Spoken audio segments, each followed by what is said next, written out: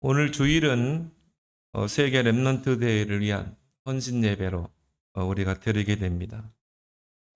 전 세계 렘넌트들이 모이는 이 역사적인 현장을 놓고 우리는 또 기도로 함께 동참해야 될 줄 믿습니다. 이번 주제가 바로 황제를 살린 영적 황제입니다. 우리가 요셉에 대해서 지금 쭉 우리가 살펴보고 있습니다. 요셉이 꿈을 꾼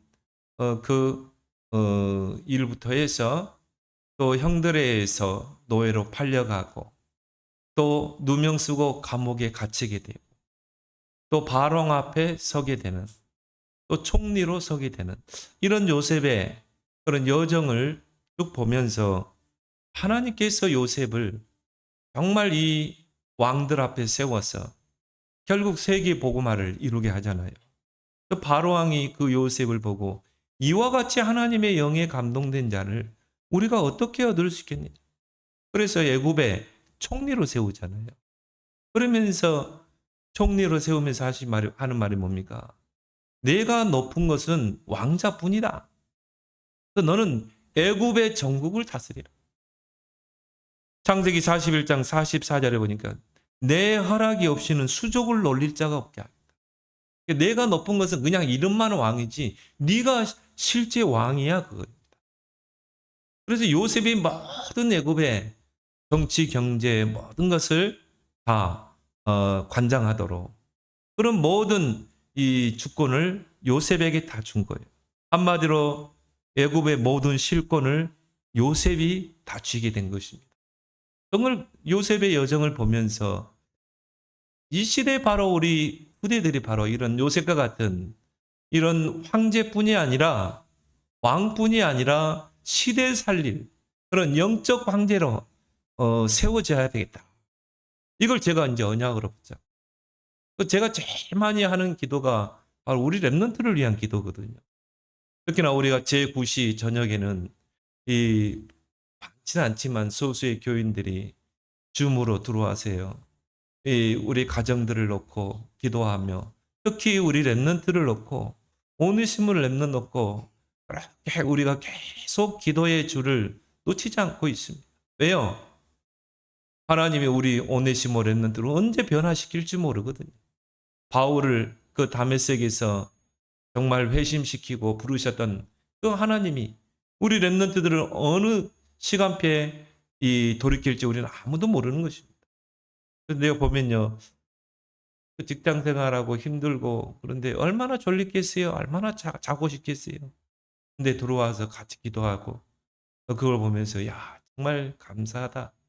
두세 사람이 내 이름으로 모이는 곳에 나도 그들 중에 있느니라. 여러분 이런 기도의 배경들이 있다는 것을 여러분 기억하시기 바랍니다. 저도요 하루를 이렇게 쭉 보내면서 우리 교인들을 놓고 사업장을 놓고 기도하지만 우리 렘넌트를 놓고 참 기도를 많이 합니다. 왜냐? 앞으로 우리 후대들이 정말 누구 말대로 럭비공과 렘넌트를 어디로 튈지 몰라요. 우리 렘넌트들이 지금은 정말 헤매고 있을 수 있지만은요. 하나님이 언제 우리 렘넌트를 세울지 모릅니다. 그 누가 노예로 팔려간 요셉, 그 기약 없는 감옥에 갇힌 그 요셉이 총리가 될지 누가 상상이나 했겠어요? 아무도 모르는 것입니다. 그래서 우리는 우리 자녀들에게 부지런히 언약을 새기고 우리는 우리 자녀의 기도의 그런 배경이 돼야 될 줄 믿습니다. 그래서 우리가 이런 헌신 예배도 드리는 것, 우리가 기도로 같이 힘을 보태는 것입니다. 이 총리 요셉이 아버지 야곱과 형들의 가족들이 이 애굽 땅에, 그것도 고센 땅에 정착하면서 거기에서 생육하고 번성하도록 모든 기반을 요셉이 공고히 했어요. 그것은 그 선조 아브라함에게 하나님이 주신 그 약속 언약, 너를 통해 내가 큰 민족을 이루겠다. 네 씨가 천하 만민이 네 씨로 말미암아 복을 받으리라. 그 언약이 아브라함에게 주어졌고 그 언약을 누가 붙잡았어요? 요셉이 붙잡은 것입니다. 이걸 언약을 굳게 붙잡고 이걸 가슴판에 새기고 이게 요셉의 절대 망대가 된 거예요. 이게 꿈에 나타날 정도로. 그래, 하나님은 우리 가문을 통해서 한 민족을 이룰 것이다. 한 민족을 이뤄서 세계 복음화를 할 것이다. 그래서 요셉이 그걸 언약을 딱 붙잡으니까 하나님이 모든 시간표도 움직이고 하나님이 일을 만들어서 이 언약을 성취하잖아요. 그래서 여호와께서 요셉과 함께 하심으로 언약 붙잡고 기도하는 요셉과 함께 하심으로 그를 형통케 하신 줄 믿습니다. 그래서 우리가 이 강단이 중요한 것입니다. 여러분이 오늘 예배에 어떤 마음으로 오셨습니까? 예배에서 가장 중요한 것은 뭡니까? 말씀입니다. 하나님이 주의 종을 세우세요. 하나님이 나에게 성취될 약속의 말씀을 주시는 거예요. 거기에 우리는 귀를 기울이고 하나님이 나를 통해서 하나님 성취될 언약을 주십시오.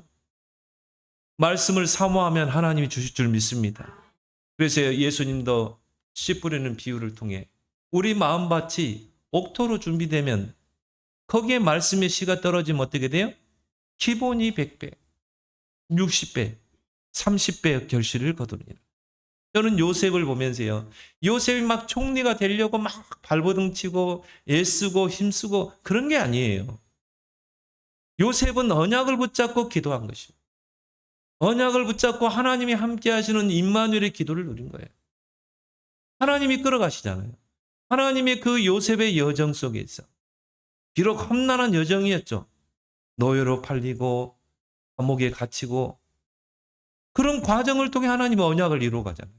하나님이 시간표도 움직이시고 하나님이 만남의 축복도 주시고 하나님이 일도 막 만드셔가지고 바로 왕이 갑자기 꿈을 꾸게 되고 애굽의 그 꿈을 해석할 사람이 없게 되고 근데 요셉을 잊었던 장관이 요셉을 기억해내고 그래서 요셉을 추천하게 되고 그래서 왕이 어떻게 했습니까? 저 감옥에 있는 요셉을 왕 앞에 세우라는 것입니다. 저는 보면서 하나님이 하시면 간단하구나. 아니, 하나님이 저 감옥에 있는 아무 희망이 없는 요셉을 끌어서 파랑 앞에 세우는데요. 하나님이 일을 만들어서 갑자기 바로 왕이 흉악한 꿈을 꾸게 해가지고 저는 보면서요. 아, 이게 신앙생활이구나. 내가 막 힘쓰고 노력하고 물론 그렇게 해야 되겠지만요. 하나님의 언약, 하나님의 약속만 정확하게 붙잡으면 되는 것이죠. 그래서 우리가 강단이 있고 그래서 우리가 주의를 놓고 강단을 놓고 기도하는 것입니다. 그래서 구약시대에는 하나님의 말씀을 돌판에 새기라. 그런데 신약시대에는요. 마음판에 새기라. 우리 마음판에 하나님의 말씀을 새겨야 돼요. 잘 박힌 목과 같이 새겨야 돼요. 오늘 여러분이 그런 중심을 가지고 기도하고 오늘 예배에 참석해서 이 말씀에 집중한다면 반드시 하나님은 성취될 언약을 여러분에게 주시고 여러분 마음판에 각인시킬 줄 믿습니다. 그 각인된 게요. 절대 망대가 되는 것입니다. 그리고 절대 여정이 되고 절대 이정표가 되는 것이죠. 그래서 첫 번째로 애굽 토지법을 제정한 요셉입니다. 오늘 26절에 보니까 요셉이 애굽 토지법을 세우매 그 5분의 1이 바로에게 상납되나 제사장의 토기는 바로의 소유가 되지 않아요. 오늘까지 이르니라. 자, 총리 요셉이 애굽 토지법을 세우게 됩니다. 이 애굽 토지법은 뭡니까? 총리 요셉이 대기근이잖아요. 1년 대기근. 비가 오지 않아요. 그러니까 모든 밭작물이 다 들어가는 것입니다. 대기근을 극복하기 위해서 제정한 그런 제도입니다. 그래서 오늘 13절에 기근이 더욱 심하여 사방에 먹을 것이 없고 애굽 땅과 가나안 땅이 기근으로 황폐하게 되었다. 그래서 요셉이 그동안 7년 풍년 때 곡식을 거둬서 애굽 전역에 창고를 짓고 거기다 저장했잖아요. 그 대기근 때 이제 그 창고를 개방을 한 것입니다. 그리고 이제 곡식을 팔게 된 거죠. 그래서 애굽 땅과 가나안 땅에 있는 사람들이요. 애굽의 곡식을 사러 몰려드는 것입니다. 그래서 돈을 받고 그 곡식을 이제 팔게 됐죠. 그래서 오늘 14절에 보니까 요셉이 곡식을 팔아 애굽 땅과 가나안 땅에 있는 돈을 모두 거두어 들이고 그 돈을 바로의 궁으로 가져가네. 그런데 돈이 다 떨어진 거예요. 그러자 이제 가축을 팔게 된 것입니다. 오늘 16절에 요셉이 이르되 너희의 가축을 내라. 돈이 떨어졌은즉 내가 너희의 가축과 바꾸어 주리라. 그렇게 해서 이제 소유하고 있는 가축을 팔아서 이 곡식을 또 사게 됩니다. 그리고 또 이제 근근히 그 기근을 버텨나가는데 또 곡식이 떨어진 거예요. 양식이 떨어진 것입니다. 그러자 이제는 토지를 국가에서 사들이게 됩니다. 오늘 19절, 20절에 보니까 우리가 어찌 우리의 토지와 함께 주의 목전에 죽으리이까?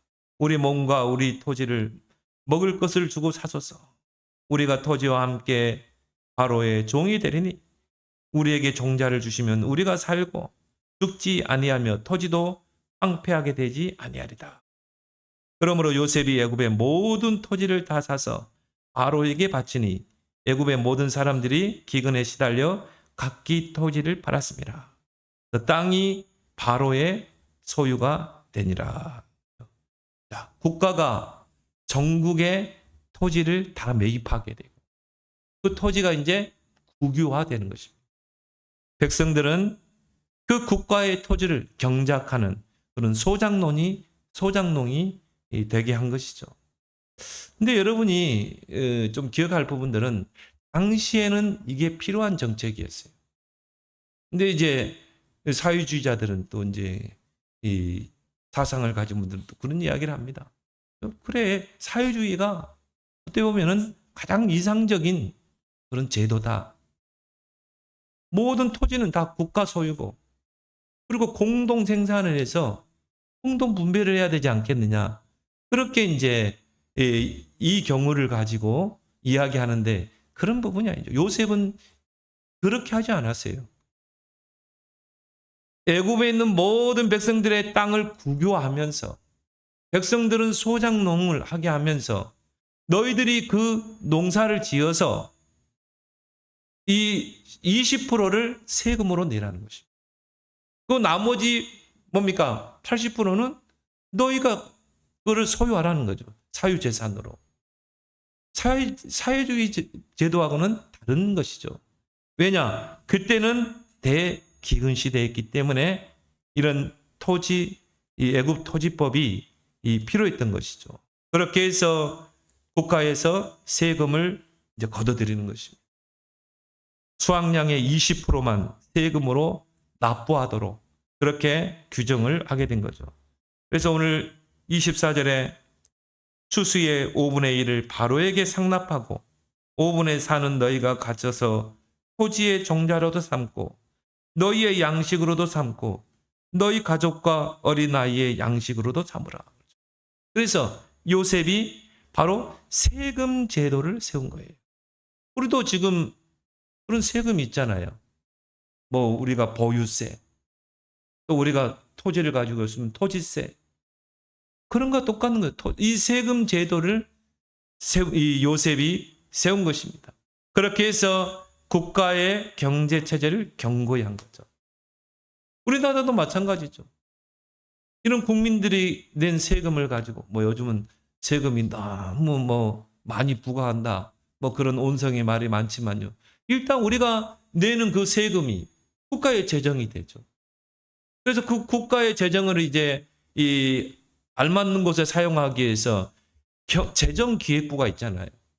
거기에서 이제 사회 간접적 우리가 필요한 국가에서 필요한 것들을 짓기도 하고 또 이 필요한 곳에 쓰기도 하고 또 방산하는 데 쓰기도 하고 그게 바로 세금이 국민들을 통해 걷어지고 그걸 통해 나라가 재정이 부강해야 복지도 할 수 있는 거고 어려운 사람들 도울 수도 있고 노인 복지, 장애인 복지, 어려운 사람 있는 사람들, 어려운 가운데 있는 사람들을 도와줄 수도 있고 그렇죠. 이런 애굽 토지법을 통해서 세금 제도를 두게 된 것입니다. 그래서 대기근 동안에 정말 애굽 백성들이 이 기근에 시달리지 않도록 또 땅이 황폐되지 않도록 이런 법을 제정하게 된 것이죠. 두 번째 애굽 토지법을 제정한 그 이유가 있습니다. 이스라엘 백성은 애굽의 고센 땅에 거주했잖아요. 바로 왕이 야곱과 가족들을 그 고센 땅에, 가장 비옥한 그 고센 땅에 거주하게 했죠.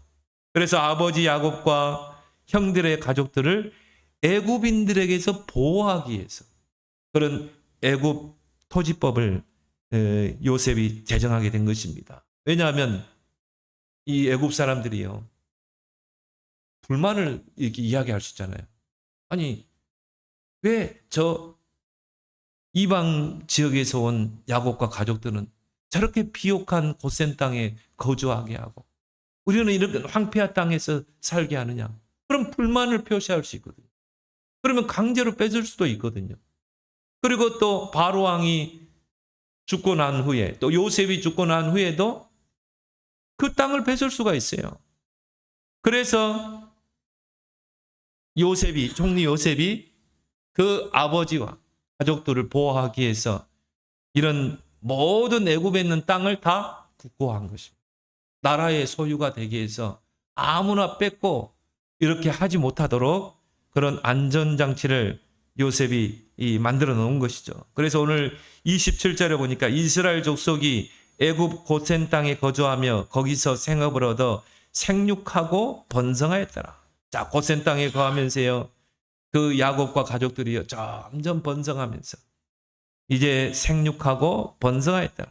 현대인의 성경에 보니까 재산을 모으고 번성하였더라. 하나님이 축복하니까요, 수확을 거두게 되고 그것 때문에 이제 번성하게 되고 애굽인들이 시기하겠죠. 아니, 이방인들이 자기 땅에 와서 거주하면서 돈을 버니까 지금 미국에서도 이민법을 만들어서 막 쫓아내고 하잖아요. 그게 뭐냐? 진짜 미국인들이 돈벌이가 줄어든다는 것입니다. 이런 일들이 생길 수 있는 것입니다. 그래서 애굽인과 모든 땅이 국가의 소유가 되게 함으로 애굽인들이 이 고센 땅, 야곱과 그 가족들이 거주하고 있는 그 고센 땅을 강제로 빼앗지 못하도록 안전장치를 또 아브라함에게 하신 그 약속, 너를 통해 큰 민족을 이루겠다. 하늘의 별과 같이 바다의 모래와 같이 큰 민족을 이루겠다. 그 언약이 성취돼야 되거든요. 어디에서? 애굽 고센 땅에서. 거기에서 야곱과 가족들이요 큰 민족을 이루고 애굽에서 나와야 되거든요. 그러려면 하나님이 요셉을 통해서 이런 토지법을 세우게 하신 것입니다. 출애굽기 1장 6절 7절을 보니까 요셉과 그의 모든 형제와 그 시대의 사람은 다 죽었고 이스라엘 자손은 생육하고 불어나 번성하고 매우 강하여 온 땅에 가득하게 되었다. 자, 출애굽기 시대에 들어가니까 요셉은 이제 죽게 되죠. 요셉도 죽고 형들도 죽고 그 후손들만 남게 되잖아요. 그럼에도 불구하고 그 애굽인들에게 땅이 빼앗기지 않고 이스라엘 자손은 점점 생육하고 불어나서 번성하고 매우 강하여 온 땅에 가득하게 되었다. 그게 바로 요셉이 애굽의 토지법을 만들어 놨기 때문에 그래요. 애굽의 토지법을 제정해서 총리 요셉이 죽은 후에도 이스라엘 백성들을 날로 번성케 하기 위해서 민족을 이루게 하기 위해서 그 요셉이 그런 토지법을 세우는 것이죠. 출애굽기 12장 37절에 이스라엘 자손이 람세스를 떠나서 애굽에서 나올 때 유아 외에 보행하는 장정이 60만 가량이었더라.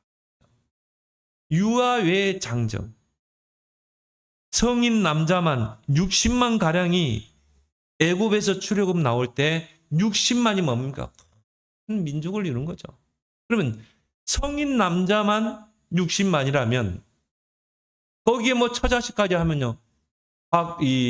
학자들의 그런 이야기하면은 한 300만 가량. 애굽 땅에 거주한 지 430년 후에 애굽에서 출애굽에서 나올 때는 한 300만 가량. 여러분 300만 가량이 출애굽에서 나왔다면 그건 한 민족이 형성된 것입니다. 요셉 이후로도 이스라엘 백성이 고센 땅에서 점점 번성합니다.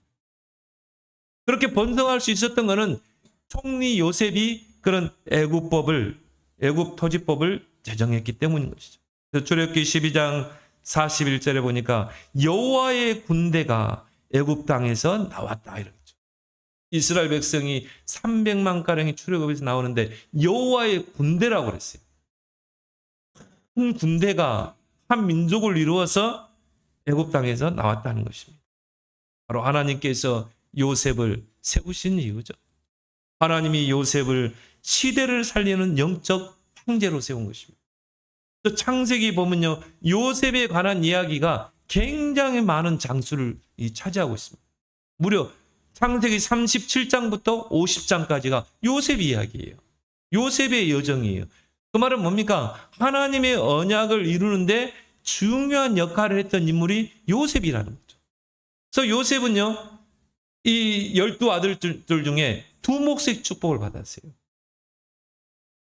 여러분이 붙잡은 그 언약 때문에 여러분 가정이 살고 여러분이 후대가 살고 시대가 달아날 줄 믿습니다. 두 번째로 우리가 기억할 건 뭡니까? 야곱의 죽음과 장례입니다. 야곱의 인생 여정은 정말 험악한 여정이었습니다. 그래서 야곱이 바로왕 앞에서 한 말이 그거죠. 출애굽기 이 창세기 47장 9절에 내 인생을 험악한 세월을 보낸다. 진짜 야곱은요, 험악한 그런 세월을 보냈던 그런 인물입니다. 또 야곱은 태중에서부터 하나님의 택함 받은 자예요. 그래서 태중에서부터 쌍둥이로 태어났죠. 그 형 에서와 야곱. 그 차남이었죠. 근데 태중에서부터 하나님은 야곱을 장자로 하나님이 택하신 것입니다. 큰 자가 작은 자를 섬기리라. 그런 하나님의 계획 속에 택함 받은 자가 바로 야곱이었어요. 하나님의 관심은 누구에게 있습니까? 야곱에게 있었어요. 그런데 형에게서 장자권을 빼앗기 위해서 팥죽으로 속이게 되죠. 그 팥죽 한 그릇으로 장자권을 사잖아요. 형을 속이죠. 그리고 또 아버지 이삭을 속입니다. 에서 형처럼 변장을 해가지고요. 그 장자의 축복을 뺏게 되죠. 자, 형 속이지. 아버지 속이지. 그것 때문에 이제 형이 죽이려고 하니까요. 이제 외삼촌 라반의 집으로 이제 도망을 하게 됩니다. 거기에서 20년 세월을 보내게 됩니다. 그것도 뭡니까? 라헬이라는 라반의 딸을 아내로 삼기 위해서. 그 라헬을 아내로 삼기 위해서 20년을 보냈다니까요. 그리고 이제 그 라반의 집에서 나올 때 숲곳에 머물게 됩니다. 거기에서 딸 디나가 성폭행을 당하게 됩니다. 그리고 아들들은 보복을 하는데 세겜 사람들을 이 칼로 살인하는 그런 살인자가 됩니다. 이런 정말 험악한 세월이 바로 야곱의 인생의 여정입니다. 또 사랑하는 아내 라헬을 일찍 떠나보내고 막내 베냐민을 낳고 죽었잖아요. 고향으로 돌아오는 길에는 형 에서의 위협을 받게 돼요. 그래서 형의 마음을 돌리기 위해서 막 인본주의를 쓰고 막 하죠. 그러다가 나중에는 어떻게 합니까? 야복강 나루터에서 혼자 남아서 하나님과 기도로 씨름하죠. 하나님이 나를 축복하지 않으면 하나님 놓지 않겠습니다. 하나님이 여호와의 사자가 한도뼈를 치니라. 한도뼈가 골절됨에도 불구하고 하나님을 놓지 않았어요. 왜? 이제 야곱이 깨달았거든요. 야, 이건 내 생각으로 내 방법으로 된 게 아니구나. 내가 하나님 붙잡아야 되겠구나. 여러분, 이게 기도인 줄 믿습니다. 내 생각으로 되든가요? 내 마음대로 여러분 자녀들 되든가요? 돼요, 여러분. 하나님 앞에 씨름해야 돼요. 기도는 뭐다? 하나님과의 영적인 씨름이다. 하나님 나를 축복하지 않으면 놓지 않겠습니다. 네 이름이 뭐냐? 야곱입니다. 오늘부터 네 이름을 이스라엘이라 하라. 이스라엘이라는 이름이 뭐죠? 하나님과 겨루어서 이겼다. 어떻게 우리가 하나님과 겨루어서 이길 수 있습니까? 이기는 방법이 있어요. 기도입니다. 어릴 때 여러분도 경험했잖아요. 자녀가 뭐 사달라고 그러는데 안 사주면 밥 안 먹고 막 방 돌동 구르고 막 울고, 우리 집사람은 뭐 팔도 막 뒤틀리고 그랬대. 안 사주니까. 그러면요, 부모는 어떻게 합니까? 아이고, 이 자식이 죽을까봐 막 어떻게 될까 막 해주잖아요. 그게 부모와 자녀 간의 그런 관계잖아요. 우리도 마찬가지예요. 그래서 우리가 때로는 금식도 하죠. 하나님, 내 기도 응답 안 하면 나 밥 안 먹을래요. 나 밥 안 먹을래요. 그래서 금식도 하는 거예요. 하나님, 나 축복하지 않으면 나 잠 안 잘래요. 그게 철학기도 아닙니까? 하나님, 내가 새벽을 깨울 거니까 내게 응답해 주세요. 그게 새벽기도 아닙니까? 내 생각을 내려놓고 하나님 앞에 서는 게 기도인 줄 믿습니다. 왜? 하나님은 다 알고 계셔요. 여러분이 어떤 어려움, 어떤 문제, 어떤 상황 속에 있는 것. 그래서 예지의 하나님 아닙니까? 다 알고 계시는 하나님. 다 알고 계시기 때문에 구하라는 것입니다. 구하라, 받으리니. 찾으라, 찾으리니. 두드리라, 그래야면 열릴 것이니라. 기도는 계산이 없어요. 기도는 그냥 하나님 앞에 무릎 꿇는 거예요. 기도는 형식도 없어요. 그냥 하나님 앞에 매달리는 거예요. 야곱의 씨름. 거기에서 주신 이름이 이스라엘이죠. 근데 우리가 기억할 것은요, 창세기 45장부터 야곱의 이름이 이스라엘과 혼용해서 막 섞여서 나옵니다. 어떤 경우에는 야곱, 어떤 경우에는 이스라엘. 그래서 이사야 41장 14절에 하나님께서 이스라엘 백성을 보고 이 지렁이 같은 야곱아. 그럼 지렁이 한번 상상해 보세요. 더럽죠? 징그럽죠? 우리가 어쨌든 자녀가 속설이면 아우 저 징그러운 놈, 아우 저 지렁이 같은 놈. 하나님 말 안 듣고 늘 부모 말 안 듣고 늘 자기 고집대로 하려고 하고 부모의 속썩이고 그러면 아유 이제 징그러운 놈. 하나님과 똑같아요. 우리가 늘 인본주의 쓰고 우리가 늘 잔머리 쓰고 내 생각 앞세우면 하나님은 어우 저 징그러운 지렁이 같은 놈. 미워서 그런 겁니까? 속이 타서 그렇죠. 하나님. 부모 그러잖아요. 부모 말만 잘 들으면 되는데 안 들으면 어우 저 지렁이 같은 놈. 어우 저 징글징글해 그러잖아요. 미워서 그런 겁니까? 안타까워서 그런 거죠. 하나님께서 이스라엘 백성을 뭐고요? 이 지렁이 같은 야곱아. 야곱은 어떤 존재입니까? 잔머리 돌리고 장깨 부리고. 이사야 43장 1절에는요. 야곱아 이스라엘. 야곱아 이스라엘. 어쩔 때는 우리가 야곱이 됐다가 잔머리 돌리고 비계산하고 어쩔 때는 이스라엘.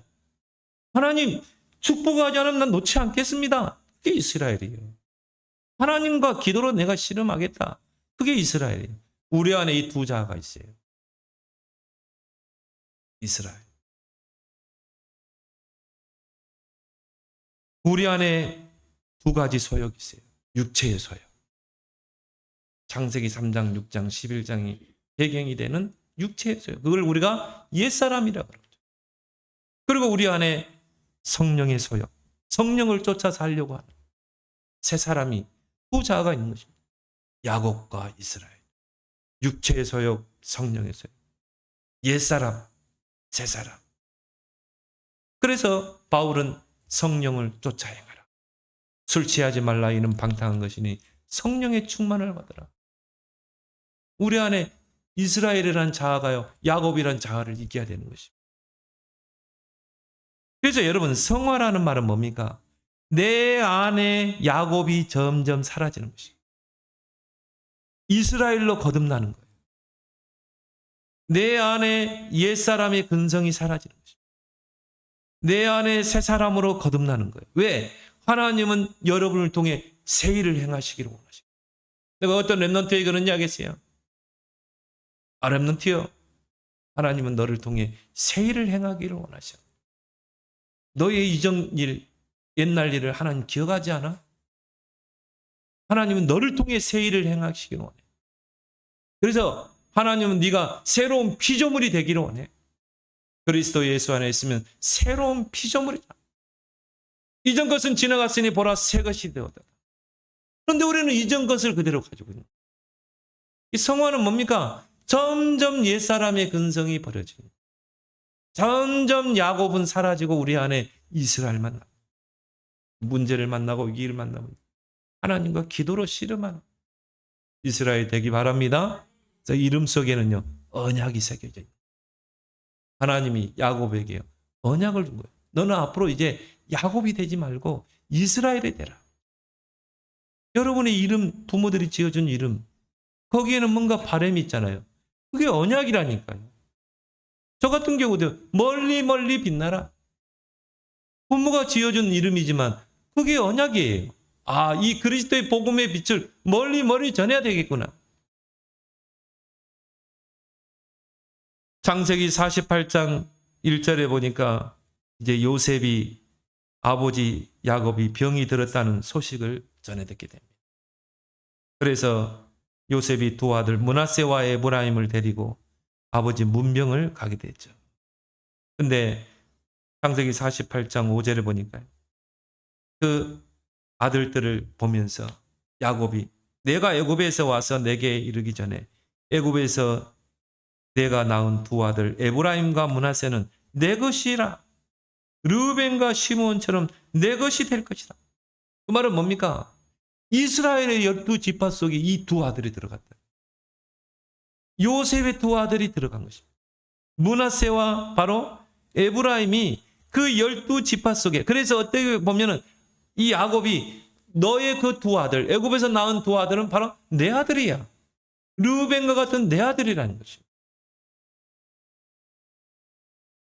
그래서 야곱은 12지파의 두 몫을 요셉의 두 아들에게 나눠준 거예요. 그게 장자의 축복이죠. 장자는 두 몫의 축복이잖아요. 야곱의 장자는 르우벤이잖아요. 근데 르우벤은 그 장자에서 탈락됐어요. 그 야곱의 첩과 통과를 했거든요. 그래서 그 장자의 축복에서 탈락됩니다. 그럼 그 장자의 축복을 누가 이해해야 됩니까? 시므온이 이은 게 아니라 바로 그 요셉의 두 아들들에게 이 장자의 축복을 이 야곱이 약속하게 된 것입니다. 그래서 여러분들이 기억할 것은 정말 우리가 언약 붙잡고 하나님의 언약을 붙잡고 하나님의 언약을 이루는 일에 정말 힘쓰고 애쓸 때 하나님은 저와 여러분 또 후대에게 이런 두 몫의 축복을 주실 줄 믿습니다. 그래서 훗날 가나안 땅을 분배받을 때요 요셉의 두 아들에게는 두 몫을 분배해 줍니다. 므낫세와 에브라임. 오늘 저녁에 가서 여러분이 가나안 땅 분배된 거 한번 쭉 봐. 므낫세와 에브라임에게 큰 땅을 줍니다. 바로 가나안 땅의 25% 정도의 땅을 줍니다. 완전 두 몫이죠. 그 가나안 땅이 12지파로 분배되잖아요. 그런데 요셉의 두 아들이 므낫세와 에브라임이 큰 땅을 차지하게 됩니다. 그것도 뭡니까? 가장 비옥한 땅을 차지해요. 바로 샤론 평화가 있는. 우리 찬송가에도 샤론의 꽃 예수 그러잖아요. 그 샤론 평화가 있는 그 땅을 요셉의 두 아들들이 차지하게 돼요. 그리고 곡창지대, 비옥한 곡창지대를 그 두 아들들이 이 장자의 몫으로 두 몫으로 분배를 받게 됩니다. 그래서 창세기 49장에 야곱이 죽기 전에 이제 12아들을 그리고 12아들을 축복하면서 장례를 예언합니다. 창세기 49장 28절에 보니까 그들 각 사람의 분량대로 축복하였더라. 근데요, 한번 봅시다. 우리 창세기 49장 22절을 봅시다. 요셉을 어떻게 축복했는지 한번 봅시다. 하나님의 언약을 붙잡고 그 언약을 성취했던 요셉. 22절 그러니까 요셉은 무성한 가지, 곧 샘 곁에 무성한 가지라. 그 가지가 담을 넘었도다. 담을 넘었도다. 그래서 우리가 야곱의 그 축복이라는 그 찬양 있잖아요. 담을 넘었다. 담장 너머로 뻗은 요셉은 이런 축복.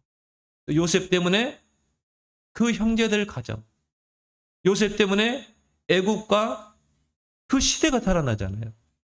담장 너머로 가지가.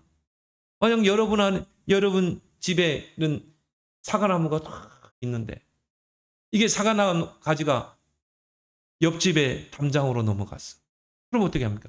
그 옆집에서도 그걸 따먹을 수 있는 거죠.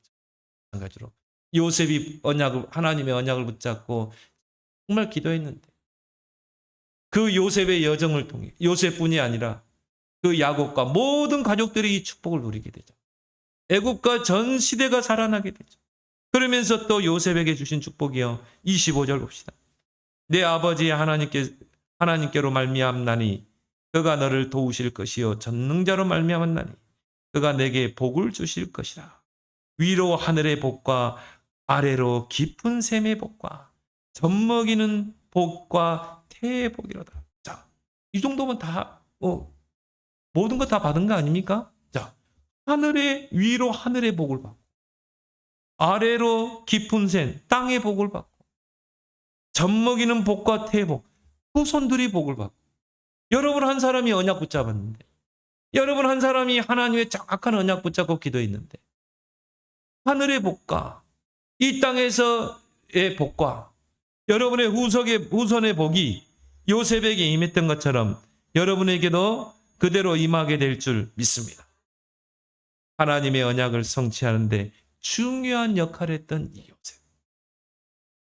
요셉뿐이 아니라 그 두 아들에게 하늘의 복과 땅의 복과 그 젖먹이의 후손의 복을 하나님이 보상해 주신 줄 믿습니다. 그래서 여러분이 언약 붙잡고 기도하면요. 여러분 후대들이 잘 된다니까요. 그래서 조금 후대들이 방황해도 흔들리지 말고 우리가 성경 속 렘넌트 7명을 봤잖아요. 처음부터 언약 안에서 잘 가간 렘넌트가 있는가 하면 좀 방황하다가 바울처럼 방황하다가 다메섹에서 하나님 부름받은 세상 경험 좀 하고 또 하나님이 부름받은 게 아니구나. 상자와 같이 내가 아버지 집에 돌아가야 되겠다. 그런 렘넌트가 있는 줄 믿습니다.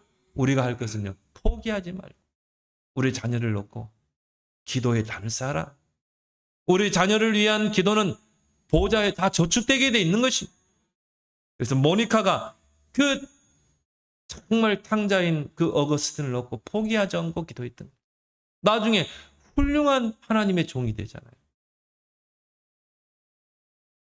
그래서 이제 우리가 신앙생활 하는데 가장 중요한 것은 뭡니까? 요셉처럼 평생을 붙잡고 갈 언약을 찾는 것입니다. 강단을 통해서 우리가 시대를 보면서 평생을 내가 붙잡고 갈 언약 하나님이 우리에게 주시잖아요. 우리 김석 권사님이요 보면서요. 수요 예배도 계속 인터넷 예배를 드리십니다. 그러니까요. 메시지 흐름을 잘 타더라고. 기도 속에서 묻어나잖아요. 3시대 언약, 3뜰 성전, 그것을 위한 빛의 경제. 이걸 이제 나의 마음판에 새기길 바랍니다. 내 마음판에 딱 각인시키고 이걸 나의 절대 망대로 딱 붙잡으면 돼. 그러면 나의 절대 여정을 통해서 나의 업을 통해서 요셉에게 허락하셨던 하늘의 복과 땅의 복을 주시고 또 우리 후대들을 통해 하도록 우리 후대들에게 바로 젖먹이는 복과 태의 복으로 축복하실 줄 믿습니다. 풀도 마르고 꽃도 시들지만 하나님 말씀은 영원히 서리라. 하나님의 약속은 반드시 성취되게 있는 거예요. 그래서 창세기 49장 33절에 야곱이 이 아들에게 명하기를 마치고 그 발을 침상에 모이고 숨을 거두니 그의 백성에게로 돌아갔다. 야곱이 147세를 살다가 하나님 품에 안기게 됩니다. 그래서 애굽이 아닌 그 고향 가나안 땅에 장례를 치르게 된 거죠. 근데 이 아버지의 장례를 치르고 나서가 이제 문제인 것입니다. 세 번째로 형들의 가족을 끝까지 섬기는 요셉입니다. 자, 요셉과 형들이 이제 아버지의 야곱의 장례를 치르고 애굽으로 돌아오게 됩니다. 근데 이제 장례 후가 문제거든요. 장례 후에 이제 형들이 요셉을 두려워합니다. 요셉이 지금까지는 참았고 이제 그 보복을 할 것이다. 오늘 50장 15절 18절을 보니까요. 요셉의 형제들이 그들의 아버지가 죽었음을 보고 말하되 요셉이 혹시 우리를 미워하여 우리가 그에게 행한 모든 악을 다 갚지나 아니할까 하여 요셉에게 말을 전하여 이르되 당신의 아버지가 돌아가시기 전에 명령하시기를 너희는 이같이 요셉에게 이르라 내 형들이 내게 악을 행할지라도 이제 바라건대 그들의 허물과 죄를 용서하라 하셨나니 당신 아버지의 하나님의 종들인 우리 죄를 이제 용서하소서 하며 요셉이 그들이 그에게 하는 말을 들었을 때 울었더라 그랬어요. 그게 아닌데 근데 형들은요 막 두려워한 거죠. 아버지도 없고 요셉이 우리를 보복할 것이다. 오늘 이 요셉이 얼마나 훌륭한 사람인가를 우리가 볼 필요 있죠. 오히려 위로를 합니다. 19절 21절에 보니까 그의 형들이 또 와서 요셉의 앞에 엎드려 이르되 우리는 당신의 종들입니다. 요셉이 그들에게 이르되 두려워하지 마소서. 내가 하나님을 대신하리까. 그 말은 뭡니까? 이거는 하나님이 하신 일입니다. 내가 어떻게 하나님을 대신하리까? 당신들은 나를 해하려 하였으나 하나님은 그것을 선으로 바꾸사 오늘과 같이 많은 백성의 생명을 구원하게 하시려 하셨나니 당신들은 두려워하지 마소서. 내가 당신들과 당신들의 자녀를 기르리까 하고 그들을 간곡한 말로 이루었다. 저는 요셉을 보면서 요셉이 인격이 훌륭했다? 그것보다 중요한 게 뭐예요? 언약을 붙잡은 요셉은 모든 일 속에 하나님의 계획을 본 것입니다.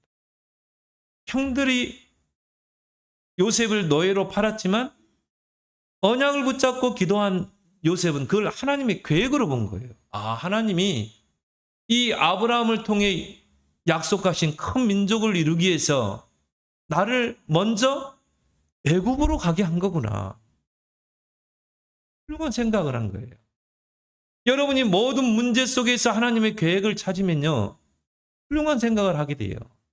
훌륭한 말을 하게 되는 거예요. 요셉이 인격이 훌륭했다. 그거는 그 다음 차원이라니까요. 요셉은 언약을 붙잡고 기도한 사람.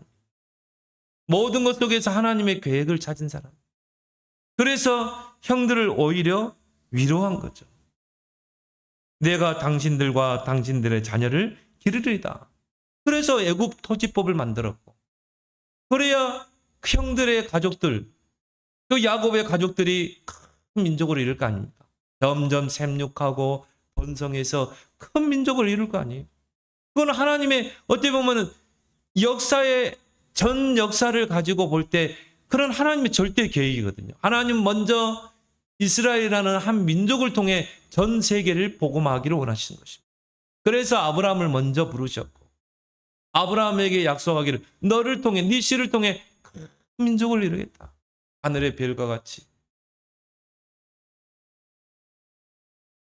하나님 왜 그런 민족 중에 먼저 이스라엘을 불렀습니까?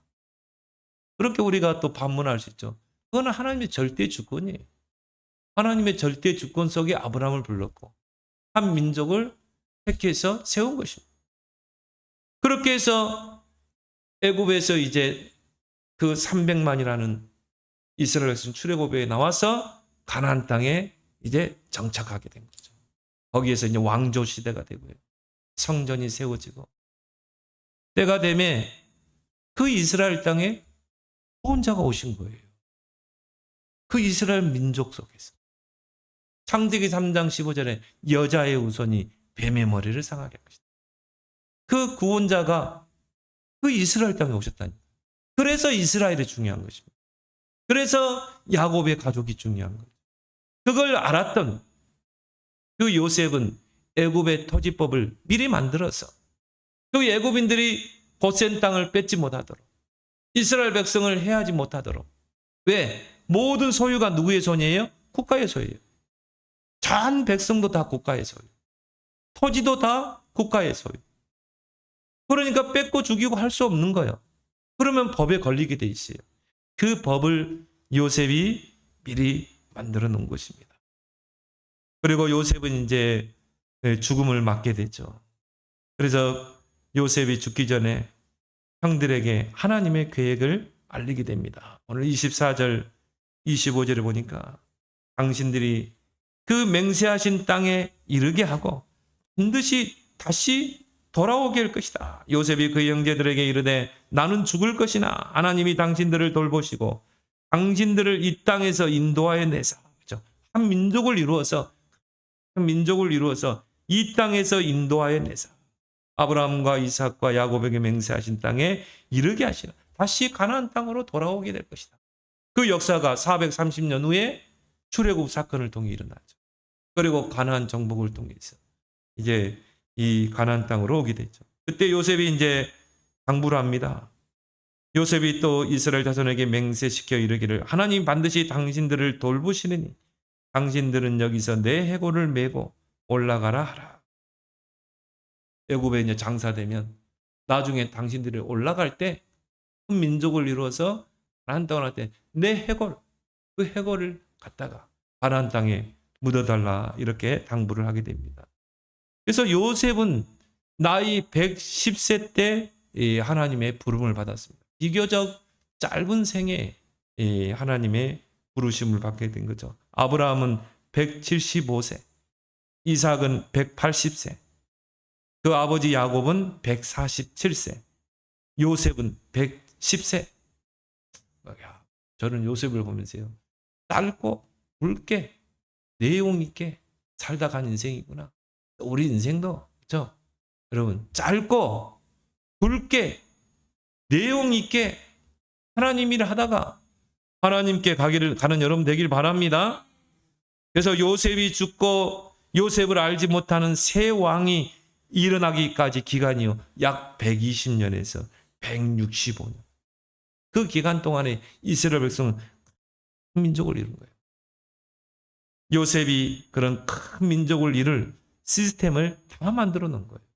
모든 걸 다 국가 소유로 만들어 놨죠. 그리고 법을 만들었잖아요. 그리고 요셉이 그런 시스템을 만들어 놓고 죽은 것입니다. 바로 요셉은 300%에 도전한 인물이에요. 그래서 오늘 우리가 길게 창세기 37장부터 50장까지 요셉의 그 인생 여정을 살펴보았습니다. 여러분은 어떤 언약을 붙잡았습니까? 저는 요셉을 보면서요. 정말 하나님의 언약을 이루는데 중요한 역할을 한 요셉.